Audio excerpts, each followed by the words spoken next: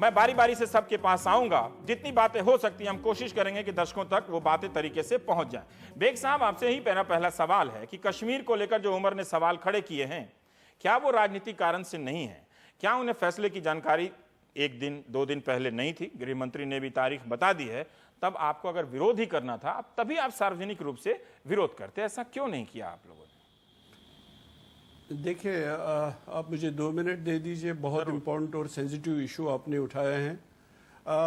आज ही नहीं, हम पहले दिन से, उमर अब्दुल्ला भी और हमारी पार्टी नेशनल कॉन्फ्रेंस भी कहती रही है, पार्लियामेंट में भी, पार्लियामेंट से बाहर भी, और चीफ मिनिस्टर ने लगातार गवर्नमेंट ऑफ इंडिया को कहा है कि अफजल गुरु की जो फांसी है उसको लेके ये पॉलिटिकल नेचर की है, इसकी इम्प्लीकेशंस हैं और उसको सोच समझ के इसका फैसला कर लीजिए। ये आज की बात नहीं है।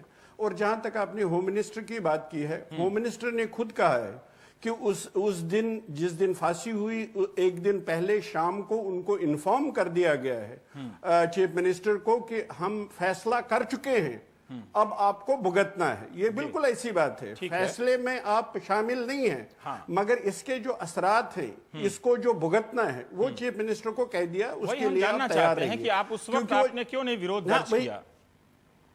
आपकी सार्वजनिक, मैं उस वक्त की बात नहीं, मैं कह रहा हूं उस वक्त की बात नहीं, ऑल अलोंग हमने ये कही, पार्लियामेंट में कही, असेंबली में कही। और चीफ मिनिस्टर ने जब भी उनकी बात हुई होम मिनिस्टर के साथ, उन्होंने उनको बिल्कुल बाखबर कर दिया कि बहुत मुश्किल से, आप जानते हैं 2009-2010 कितने हालात खराब थे पूरे कश्मीर को लेके, बड़ी मुश्किल से 2011 और 2012 हमें मिल गया था। और यहां मैं अपने जो व्यूअर्स हैं पूरे मुल्क में, उनको बताना चाहता हूं कि देखिए, जम्मू कश्मीर को लेके इसको आप एट पार दूसरी स्टेट्स के साथ मुकाबला मत कर लीजिए। ये एक स्टेट है जिसमें अगर आप 2001 ही से गिनेंगे, केसी पंथ कमेटी बनी, कश्मीर कमेटी बनी, एनएन वोहरा कमेटी बनी, एक सेकंड, इंटरलॉक्यूटर्स भेज दिए गए, वर्किंग ग्रुप्स भेज दिए गए, उन्होंने रिकमेंडेशंस दी, और उन रिकमेंडेशंस का एक्शन का सवाल ही पैदा नहीं होता है। नंबर 1। नंबर 2, मुझे आप कह दीजिए, मुझे आप समझा दीजिए, मैं अपने लोगों को कैसे समझाऊं? आपने परिस्थिति समझाई और विस्तार से समझाई, पर मेरे सवाल का जवाब आपने नहीं दिया कि जब केंद्र सरकार ने आपको सूचना दी थी, तभी उस वक्त आप विरोध क्यों नहीं कर पाए? हम ये जानना चाहते हैं कि अगर आपकी मजबूरी थी, या केंद्र सरकार जो कहे आप उस कानून से वचनबद्ध हैं कि जो कहेगी वो करेंगे? नहीं, उन्होंने हमको लॉ एंड ऑर्डर संभाल, वो तो 11th आवर पे, ये तो वही तो मैं कह रहा हूं कि हमने ये कर चुके हैं। ठीक है। अब वो खुद जानते थे कि इसके बहुत ही खराब असरात होंगे जम्मू कश्मीर में।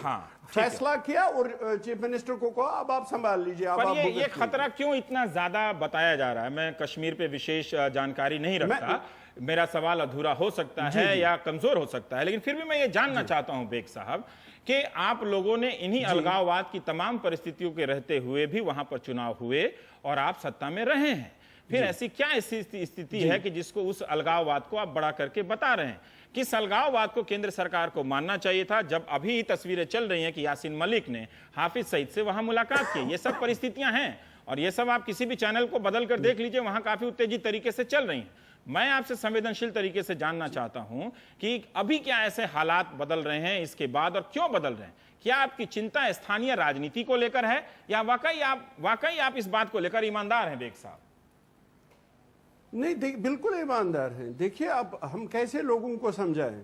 रजवाना ने चीफ मिनिस्टर को मारा है पंजाब में, अकाली दल जो पार्टनरशिप में है बीजेपी के साथ, और रजवाना ने कहा मर्सी अपील मेरे लिए मत कीजिए, फिर भी वो आए, बीजेपी खामोश है और उनकी फांसी को रुकवा दिया, और राइटली सो, क्योंकि पंजाब में जो जज्बात हैं, जो लोगों के ख्वाहिशात हैं, उनकी कदर की गई और उसको रोक दिया गया। मगर जम्मू कश्मीर चीफ मिनिस्टर ने जब वही बात की तो उसको रेस्पेक्ट नहीं की गई। तो ये जो अब मुझे बता दीजिए, आप अगर रजवाना को इम्यूनिटी मिलती है और उसको सजा नहीं मिलती है, तो कश्मीर के लोग हक बजानिब होंगे ये समझने में कि उनके साथ सौतेली माँ का सलूक रवा रखा जा रहा है। अगर ये 2 फांसी हो जाती है इस 2 मामले में, तो बेग साहब, अगर इन 2 मामले में फांसी हो जाती है, तो क्या कश्मीर के लोगों को उनके सवाल का जवाब मिल जाएगा?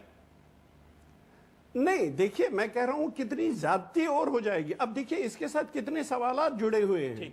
अब हर कोई, यानी मुल्क में भी, हम ही नहीं, हर रियासत में ऐसी आवाजें उभर रही हैं। अब उसकी मरने वाली की ख्वाहिश है कि मैं अपने खानदान से मिलूं, मुलाकात नहीं। स्पीड पोस्ट की आप बात कर रहे हैं। देखिए, ये तो बिल्कुल जख्मों पे नमक छिड़कने वाली बात है। आज उनको वो स्पीड पोस्ट का लेटर मिला है।